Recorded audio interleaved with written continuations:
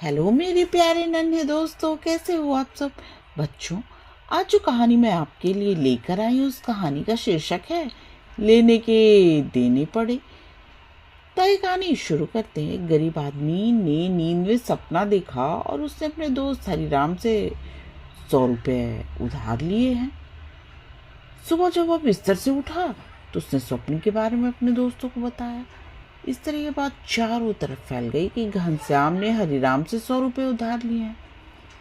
हरिराम को जब यह बात पता चली तो वो घनश्याम के पास पहुंचकर बोला, मैंने तुम्हें जो 100 रुपए उधार दिए थे मुझे वापस कर दो। घनश्याम आश्चर्य से बोला, ये तुम क्या कह रहे हो दोस्त, वो तो स्वप्न की बात थी। हरिराम बोला, देखो इनकार न करो, गवाही सैकड़ों लोग दे सकते हैं। तुमने स्वयं सबसे ये बात कही है। रुपए लेना तुमने खुद स्वीकार किया है। दोस्त, वो तो सपनों की बात थी। सपनों की बात सच भला थोड़ी ही होती है, घनश्याम ने कहा। हरिराम भौं चढ़ाकर बोला, मैं कुछ नहीं जानता। जब तुमने रुपए लेना स्वीकार कर लिया है तो तुम्हें रुपए देने भी पड़ेंगे। अगर तुम रुपए नहीं दोगे तो मैं ये मामला बादशाह अकबर के दरबार में ले जाऊंगा।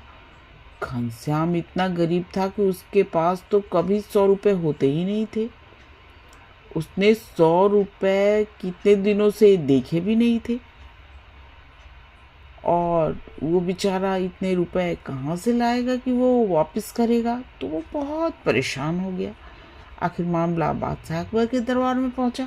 बादशाह ने ये मामला बीरबल को सौंपते हुए कहा, बीरबल, तुम अपनी चतुराई से न्याय करो। बीरबल ने दोनों पक्षों की पूरी बात सुनी, गवाहों की बातें सुनी, फिर 100 रुपए गिनकर एक थाली में रखे और हरिराम के सामने उस थैली को सरकाते हुए एक आईने के सामने इस तरह से रखा कि थाली का प्रतिबिंब आईने में साफ दिखने लगे। आईनों की ओर इशारा करते हुए बीरबल ने ऊंचे स्वर में कहा, हरिराम, तुम आईने में अपने रुपए हाथ बढ़ाकर ले सकते हो। हरिराम आश्चर्य से बोला, हुजूर, आईने में दिखाई देने वाले रुपए मैं कैसे ले सकता हूँ। बिल्कुल सही कहा। बीरबल बादशाह की ओर देखते हुए बोले, सपना भी तो एक प्रतिबिंब की तरह ही होता है। तो सपने में उधार लिया रुपया कैसे वापस लिया जा सकता है। हरिराम, तुमने झूठा आरोप लगाकर दरबार का समय बर्बाद किया है, अतः तुम पर 20 रुपए का जुर्माना किया जाता है ताकि तुम भविष्य में कभी ऐसी गलती न करो। बीरबल के इस न्याय से बादशाह बहुत प्रसन्न हुए। लालची हरिराम को लेने के देने पड़ गए।